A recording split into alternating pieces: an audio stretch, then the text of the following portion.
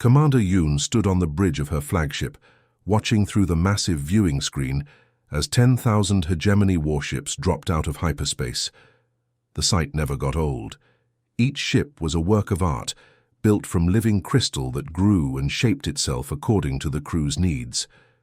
The hulls caught the light from distant stars and threw it back in rainbow patterns that could be seen across entire star systems. This was how the hegemony announced itself to new worlds. Not with diplomacy or negotiation, but with overwhelming force that made resistance seem impossible. Yoon had done this dance 47 times before, and it always ended the same way. The local government would see the fleet, panic, and surrender within hours. Sometimes they tried to fight first, sending their primitive ships against hegemony technology that was thousands of years more advanced. Those fights never lasted long. Earth should have been no different. Intelligence reports called it a backwater planet, barely out of its industrial age. The humans had only recently figured out how to leave their own atmosphere, and their fastest ships took years to reach even their closest neighboring planets. They should have been screaming in terror by now, flooding the communication channels with desperate pleas for mercy. Instead, Yoon's sensor operator, Lieutenant Cho, looked up from his station with confusion written across his face. "Commander, I'm not detecting any defensive positions around the planet. No orbital weapons platforms, no shield generators, no military stations. Just some mining equipment and communication satellites." Yoon frowned. Every civilized world had some kind of orbital defense, even if it was just symbolic. It was like having no locks on your house or no walls around your city. "Are you sure? Run a deeper scan." Cho's fingers danced across his controls, sending more powerful sensor beams toward the blue and green planet ahead of them. "Confirmed, Commander. Whatever defenses they have, they're not showing up on our instruments. Maybe they're hiding underground." Before Yoon could respond, every communication screen on the bridge lit up at once. The same transmission was coming, through on every frequency, from military channels to civilian radio bands. The face that appeared belonged to a middle-aged human male with short black hair and calm eyes. He wore no uniform, no insignia of rank, nothing to indicate who he was, or what authority he spoke with. "So you have 72 hours to withdraw from our system," the human said. His voice was steady, almost casual, like he was discussing the weather. "This is your only warning." The transmission ended. No threats, no demands, no desperate attempts at negotiation. Just a simple statement delivered with the kind of confidence that made Yoon's skin crawl. The bridge fell silent. Lieutenant Cho stared at his screen, as if the human might reappear and explain that this was all some kind of mistake. Communications. Officer Park looked between her instruments and Commander Yoon, waiting for orders. Even the ship's AI seemed confused, its usual stream of status updates replaced by questioning chirps and beeps. "Sir," Park finally spoke up, "should I attempt to establish a communication link? Maybe they want to discuss terms." Yoon almost laughed. Terms? These humans had just told the most powerful military force in the galaxy to go away, and they thought there were terms to discuss. The hegemony didn't negotiate with primitive species. They conquered them, brought them into the empire, and gave them the gift of advanced civilization. It was the natural order of things. "No," she said, settling back into her command chair. "Signal the fleet to begin standard approach. Maintain formation Beta 7. We'll give these humans time to realize their mistake." But as the massive fleet began moving deeper into the system, Yoon couldn't shake the memory of that human's voice. There had been something in it, something that reminded her of the way experienced predators moved through the forest back on her home world.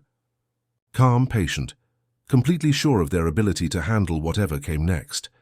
She had seen that kind of confidence before, but only in the eyes of other hegemony commanders who knew they held overwhelming advantage. Never in the face of someone who should have been begging for mercy. The thought followed her as the fleet advanced, their crystal hulls leaving trails of light across the darkness of space. Around them, the Sol system seemed quiet and peaceful, just another primitive world waiting to be brought into the Empire. But something felt wrong. The humans weren't acting like any other species the hegemony had encountered.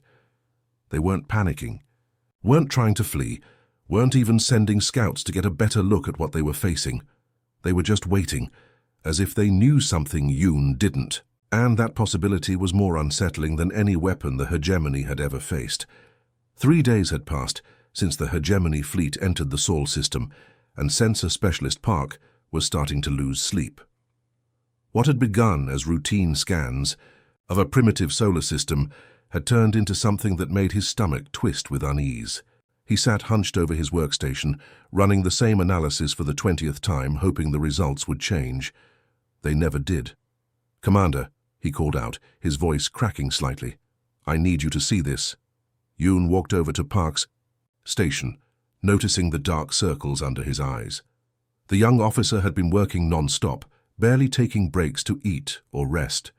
His screens showed detailed scans of the asteroid belt between Mars and Jupiter, but something was wrong with the images. "What am I looking at, Park?" Park pointed to a cluster of rocks that looked perfectly normal to the naked eye. "These asteroids, Commander, at first glance they're just space debris, leftover material from when the system formed billions of years ago. But watch what happens when I run a deep structural analysis."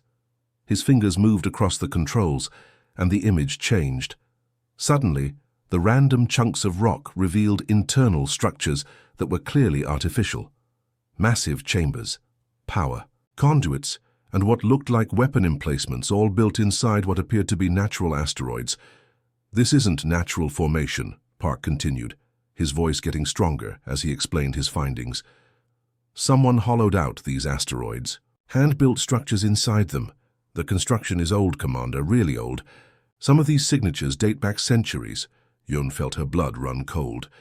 "How many of these modified asteroids are there?" Park swallowed hard. "Hundreds, maybe thousands, and that's just in the asteroid belt. I'm detecting similar signatures around Jupiter's moons, hidden in Saturn's rings, even in the outer system, where we thought there was nothing but ice and rock." The implications hit Yoon like a physical blow. The humans hadn't just been sitting quietly on their little blue planet. They had been building, preparing, turning their entire solar system into some kind of fortress, and they had been doing it for centuries, long before the hegemony even knew they existed. "There's more," Park said, bringing up another display. "I'm detecting energy signatures throughout the system that don't match any technology in our databases. The power readings are enormous, Commander. Some of these hidden structures are drawing more energy than our entire fleet."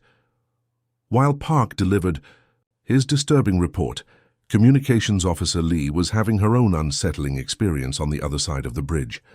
She had been monitoring Earth's broadcast channels, expecting to find panic emergency broadcasts, maybe military communications, as the humans prepared their hopeless defense. Instead, she found something much more disturbing. "Commander," Lee called out, "you need to hear this." She activated the main speakers, and the bridge filled with sounds from Earth. But instead of frightened voices or military orders, they heard something completely unexpected. A cheerful human voice was explaining how to prepare some kind of food dish, describing ingredients and cooking techniques as if nothing unusual was happening. "This is their civilian entertainment channel," Lee explained. "They're broadcasting cooking shows, sports competitions, weather reports. It's like our fleet doesn't exist to them." Yoon listened in amazement as the human voice continued its cheerful cooking demonstration, occasionally pausing to make jokes or chat with other humans off-screen. The casual normalcy of it all was deeply unsettling. But that's not the worst part, Lee continued. "I've been analyzing their entertainment broadcasts from the past few decades. Commander, their fiction is filled with stories about galactic warfare, planet-destroying weapons, and conflicts that span entire star systems. They tell stories about wiping out entire civilizations like it's nothing unusual," she brought up examples on her screen. Human movies and television shows that depicted space battles involving millions of ships, weapons that could crack planets in half, and wars that lasted for centuries. The level of violence and destruction in their entertainment was staggering, far beyond anything the hegemony had ever imagined. "Look at this," Lee said, showing another example. "This is from their military history databases. They fought wars that killed hundreds of millions of their own people. They developed weapons that could destroy entire cities in seconds, and they actually used them on their own planet, against their own species. The bridge fell silent as the implications sank in. These weren't peaceful primitives who had never known real conflict. These were a species that had spent their entire history perfecting the art of warfare, fighting battles so brutal that they made hegemony conquests look like gentle. And they're still broadcasting cooking shows, Lee added quietly. Yoon looked at the tactical display showing their fleet's position. 48 hours remained until the human deadline.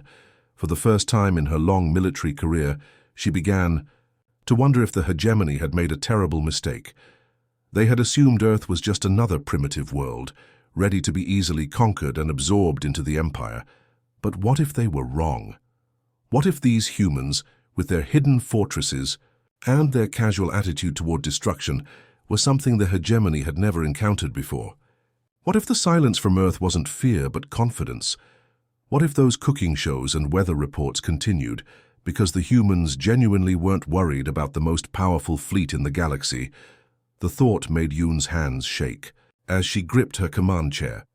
Around her, the bridge crew went about their duties, but she could see the same uncertainty in their eyes. They were all beginning to realize that this mission might not go according to plan. And somewhere in the back of her mind, a small voice whispered that maybe, just maybe, they should have listened to that first warning. 24 hours before the deadline, every screen on the hegemony flagship flickered to life without warning.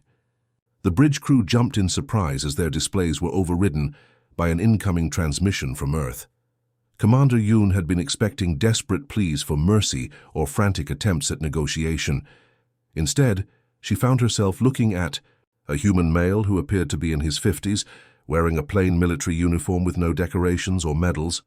His face was weathered but calm, with the kind of steady eyes that belonged to someone who had seen real combat. When he spoke, his voice carried the quiet authority of a person who was used to being obeyed without question. "I am Colonel Kim of Earth Defense Command," he said, as if he were introducing himself at a casual meeting rather than addressing the most powerful military force in the galaxy. "We've been expecting you for 3 centuries. The simple statement hit Yoon like a physical blow. 3 centuries? That was longer than the hegemony had even known about Earth's existence. How could these humans have been preparing for their arrival before first contact had even been made? Colonel Kim continued speaking, and the screen behind him filled with images that made Yoon's blood run cold. Massive shipyards carved into asteroids, their construction bays filled with vessels that dwarfed anything in the hegemony fleet. The ships weren't built like traditional spacecraft. They looked organic, somehow, as if they had been grown rather than constructed, with sleek curves and surfaces that seemed to shift and change as she watched. "We detected the first signs of galactic civilization in the early 1700s, Kim explained, his tone remaining conversational despite the devastating implications of his words. "Radio signals, energy signatures, the traces that advanced species leave behind when they move through space. We realized we weren't alone and we began to prepare. The images changed, showing weapon testing ranges on the moons of Jupiter and Saturn. Yoon watched in horror as human weapons obliterated entire moons in single shots, turning solid rock into expanding clouds of superheated gas. The power levels involved were beyond anything the hegemony possessed. Our early observations taught us that the galaxy is not a peaceful place," Kim continued. "We studied the rise and fall of dozens of civilizations, watched empires expand and collapse, saw how advanced species treated those they considered primitive. We learned that in this galaxy, you are either the predator or the prey." New images appeared, and these were the most disturbing of all. Star charts showing thousands of yellow dots scattered across the galaxy, each one marking a human colony. The scope was staggering. In just 200 years, humanity had spread across more star systems than the hegemony had conquered in 1,000. "We decided early on that we would not be prey," Kim said, and for the first time, something cold flickered in his eyes. "Every one of these colonies is completely self-sufficient. Each one can produce its own food, its own technology, its own weapons. More importantly, each colony can establish new colonies, spreading our presence exponentially across the galaxy." Yoon felt her hands trembling as she gripped her command chair. The hegemony's intelligence had been completely wrong. These weren't primitive humans confined to a single world. They were a galactic civilization that had been hiding in plain sight, watching and preparing while the hegemony remained completely unaware of their existence. "You're probably wondering why your sensors haven't detected our orbital defense platforms," Kim continued, seeming to read her thoughts. "The answer is simple. They don't exist in the same dimensional space as your ships.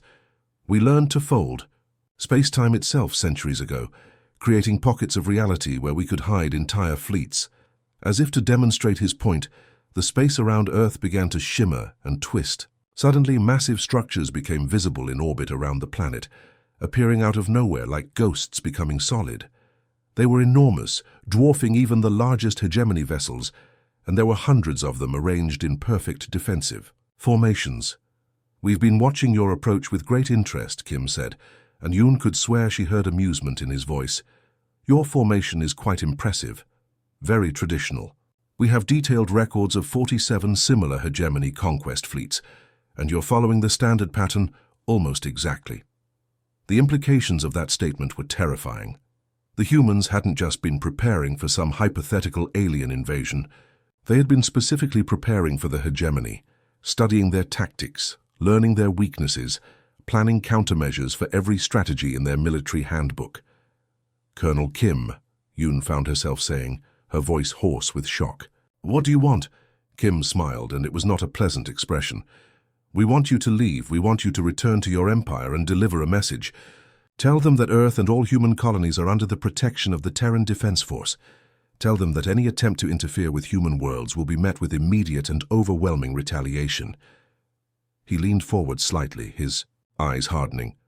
"We are not the primitive species your intelligence report suggested. We are apex predators who have spent 3 centuries preparing for this moment.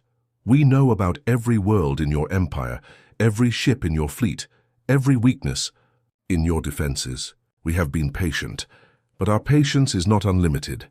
The transmission began to fade, but Kim's final words came through clearly. "You have 18 hours to withdraw from our system. Use that time wisely, Commander Yoon. Use it to make the right choice." As the screen went dark, Yoon sat in stunned silence. Around her, the bridge crew stared at their instruments with growing fear. They had come to conquer a primitive world, and instead found themselves face to face with a civilization that had been preparing for war since before their great-grandparents were born. For the first time in hegemony history, a conquest fleet was completely outmatched, and everyone on the bridge knew it.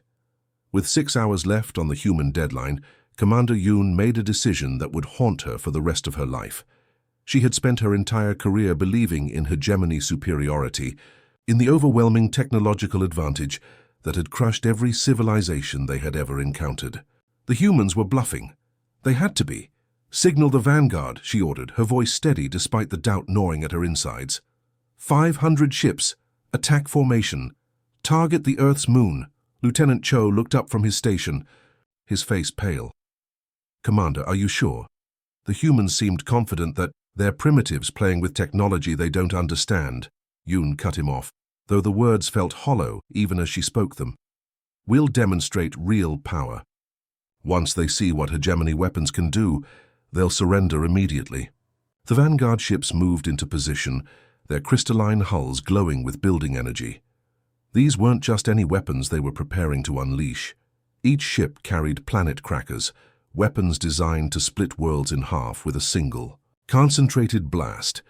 The combined firepower of 500 ships could turn Earth's moon into nothing but cosmic dust. "All ships report ready," Cho announced, his hands trembling slightly over his controls. "Fire," Yoon commanded. What happened next defied everything the hegemony understood about physics, warfare, and reality itself. 500 beams of pure destruction lanced out from the vanguard fleet, each one carrying enough energy to crack a planet's crust.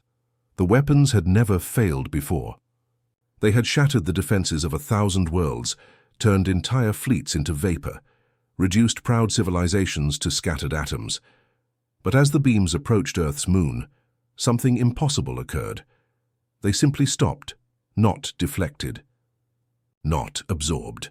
They froze in space like someone had pressed a pause button on reality itself. The massive energy beams hung motionless in the void, their deadly light suspended between the hegemony ships and their target. "What's happening?" Yoon demanded, but her crew could only stare in shock at their instruments. Then the space around Earth's moon began to change. Reality itself seemed to fold and twist, like looking at the world through bent glass. The familiar grey surface of the moon rippled and shifted, and something vast began to emerge from what should have been empty space. It was a fortress, but calling it that seemed inadequate. The structure was massive beyond comprehension, built not just around the moon, but seemingly woven into the fabric of space-time itself. Its walls existed in multiple dimensions simultaneously, creating geometric patterns that hurt to look at directly. Weapon emplacements jutted out from surfaces that folded back on themselves in ways that shouldn't have been possible. "By the ancestors," whispered Communications Officer Lee. "It's been there the whole time, hidden in folded space, just like Colonel Kim said." The fortress pulsed with energy, and suddenly their frozen weapons began to move again. But instead of continuing toward their target, the beams turned around and headed back toward the hegemony fleet. Not as attacks, but almost playfully, like a parent returning a child's toy. Before anyone could react, a single pulse of energy emanated from Earth. It washed over the entire hegemony fleet in seconds, passing through their shields as if they didn't exist. Yoon braced for destruction, for the pain of disintegration, but nothing happened to the crew. The ships, however, were a different story. Every weapon system on every hegemony vessel shut down simultaneously. Not damaged, not destroyed, but simply turned off as if someone had flipped a switch. The massive planet crackers that had been charging for another shot went dark. The defensive systems that protected each ship from boarding actions stopped functioning. Even the small personal weapons carried by individual crew members became nothing more than expensive paperweights. "Weapons offline across the fleet," Cho reported, his voice barely above a whisper. "All of them, Commander. Every single weapon system." But that wasn't the most unsettling part. As Yoon watched in growing horror, her navigation computers began displaying something that made her question her own sanity. Instead of tactical data and fleet positions, her screens now showed colorful tourist information about Earth's solar system. "Welcome to the Sol system," appeared in cheerful letters across her main display. "Home to humanity and 8 diverse planets, each with unique attractions and natural wonders." Her tactical screen now showed recommended viewing distances for observing Earth safely, complete with warnings about radiation levels and suggested safety equipment. Another screen displayed visiting hours for Earth's orbital museums, with special notes about group discounts and educational tours. The communications channel crackled to life, and Colonel Kim's calm voice filled the bridge once again. "Shat the team on. Hegemony Fleet," he said, sounding almost apologetic. "Your weapons are now offline for the safety of both our species. Your ships remain fully functional otherwise. Life support, navigation, and communication systems are all working normally. We want you to get home safely." Yoon slumped in her command chair, the full weight of her mistake crushing down on her. The humans hadn't just defeated them, they had humiliated them, turned the most powerful fleet in the galaxy into tourists in their own solar system. "We could have done this at any point during your approach," Kim continued. "We allowed you to come this far because we wanted you to understand what you were dealing with. We wanted you to see that we're not the primitives your intelligence report suggested." The bridge fell silent, except for the soft hum of life support systems and the occasional beep from the tourist information displays. Yoon stared at her screens, trying to process what had just happened. The humans had demonstrated technology that made hegemony science look like stone tools. They had disabled an entire fleet without causing a single casualty, showing both overwhelming power and remarkable restraint. "Commander," Lee said quietly, "I'm receiving messages from ships throughout the fleet. Their weapons are offline too, but all crews are reporting they're unharmed." Yoon nodded numbly. The humans could have destroyed them all in seconds, but they had chosen mercy instead. They had made their point without spilling a drop of blood, showing both their capability and their character. For the first time in hegemony history, a conquest fleet had been completely neutralized without a single shot fired in return. And somehow that made the defeat even more complete. As the 72-hour deadline ticked down to zero, every screen throughout the hegemony fleet flickered to life once more. Commander Yoon sat in her command chair, surrounded by displays showing tourist information about Earth's solar system instead of tactical data. The humiliation was complete, but she suspected the humans weren't finished with them yet. Colonel Kim appeared on the screens, looking exactly as calm and composed as he had during their previous encounters. Behind him, Yoon could see what appeared to be a simple military command center, with other humans working quietly at their stations. There was no sense of urgency, no signs of a civilization under threat. These people looked like they were managing a routine training exercise rather than facing the most powerful military force in the galaxy. "The deadline has passed," Kim said, his voice carrying easily across the bridge. "I want to take a moment to explain something that I hope will help you understand your situation." He paused, seeming to gather his thoughts, then continued with the same measured tone that had characterized all of his communications. "We learned long ago that the galaxy is a dangerous place, not just from the monitoring data we collected, but from direct observation. We've watched civilizations rise and fall. We've seen what happens when advanced species encounter less developed ones. The pattern is always the same." The screens behind Kim filled with images that made Yoon's stomach clench. Worlds stripped bare of resources, their surfaces scarred by massive mining operations, populations enslaved and forced to work in conditions that would kill them within years, entire ecosystems destroyed to fuel the expansion of galactic empires. The images were from dozens of different worlds, all bearing the hallmarks of hegemony occupation. "We decided early in our development that we would not become victims of this pattern," Kim continued. "We spent 3 centuries becoming more dangerous than anything we might encounter in the galaxy. The technology that's currently controlling your fleet could have been deployed the moment you entered our solar system. We could have disabled your ships before you even knew we existed."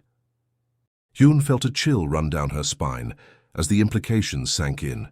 The humans had been playing with them from the very beginning, allowing the hegemony fleet to approach, to make threats, to demonstrate their weapons, all while holding the power to end the confrontation at any moment. "But humans prefer to give others the opportunity to make better choices," Kim said, and his expression softened slightly. "We believe that even in a dangerous galaxy, there's room for wisdom, for growth, for a species to change their ways when presented with new information." He leaned forward, and suddenly his calm demeanor took on a more serious edge. "So I'm going to give you 2 options, Commander Yoon. The first is simple. Withdraw immediately from our solar system and return to your empire. Carry word back to the Hegemony Council that Earth and all human colonies are now under the protection of the Terran Defense Force. Make it clear that any future attempts to interfere with human worlds will be met with immediate and overwhelming response." The bridge fell silent as Kim paused, letting his words sink in. Yoon could feel the eyes of her crew on her, waiting for her decision. She had built her entire career on hegemony superiority, on the belief that their technology and military might make them invincible. But sitting here with her weapons offline and tourist brochures filling her tactical displays, that belief felt like a child's fantasy.